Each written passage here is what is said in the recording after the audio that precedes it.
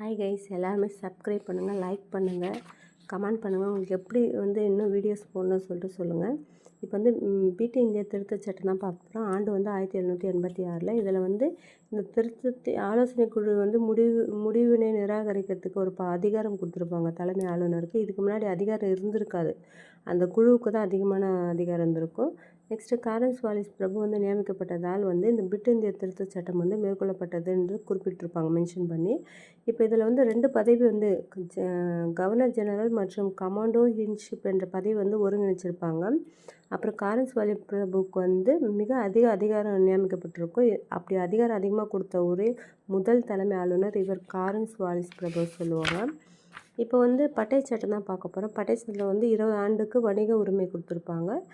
Governor general மாகாணத்தில் அதிகமான அதிகாரம் கொடுத்துருப்பாங்க. இங்கிலாந்தில் இருக்க உயர் அதிகாரி 2 நிலைப்பாடுகளை தெளிவான போக்கினை கடைப்பிடிப்பதற்காக கிறிஸ்துவ மத பரப்பாளர் சமய பிரச்சாரமும் மத போதையும் செய்யக்கூடாது சொல்லியிருப்பாங்க.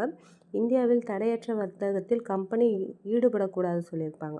இப்போ நெக்ஸ்ட்டு பட்டை சட்டம் 2வது பட்டை சட்டம் 1813. இதில் இதுவும் 20 ஆண்டுகளுக்கு வணிக உரிமைகள் நீட்டிச்சிருப்பாங்க. கிழக்கிந்திய கம்பெனியில் ஏகபோக வர்த்தகம் முடிவுக்கு கொண்டு வரப்பட்டது.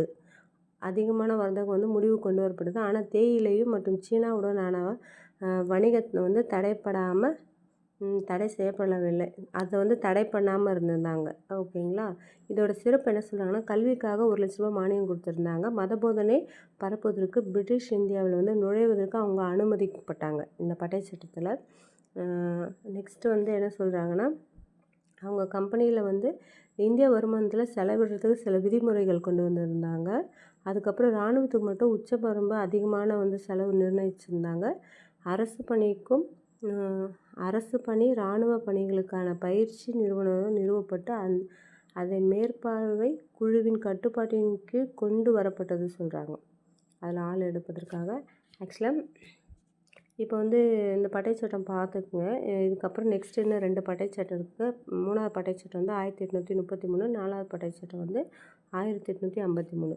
ஆக்சுவலாக நெக்ஸ்ட்டு உங்களுக்கு என்ன டாபிக்ஸ் வேணுமானு சொல்லுங்கள், அதை நான் ப்ரிப்பேர் பண்ணிவிட்டு எடுக்கிறேன். ஆக்சுவலாக எல்லாருமே கண்டிப்பாக கமெண்ட் பண்ணுங்கள் என்னென்ன எடுக்கணும் அப்படின்னு சொல்லிட்டு. ஃபுல் வீடியோ போடணுன்னு தான் நினைக்கிறேன். எனக்கு டைம் இல்லாததுனால ஷார்ட் வீடியோ போட்டுட்ருக்கேன். ஓகேங்களா. ஓகே, பாய். நெக்ஸ்ட்டு இது முடிஞ்சதுக்கப்புறம் இது கம்பெனி ஆட்சி தான் இருந்திருக்கும். என்ன சொல்கிறாங்கன்னா, கம்பெனி இங்கே டைரெக்டாக ஆட்சி பண்ணியிருப்பாங்க. ஆனால் அங்கே இங்கிலாந்து அரசு மூலயமா. ஆனால் ஒரு ஸ்டேஜில் இந்த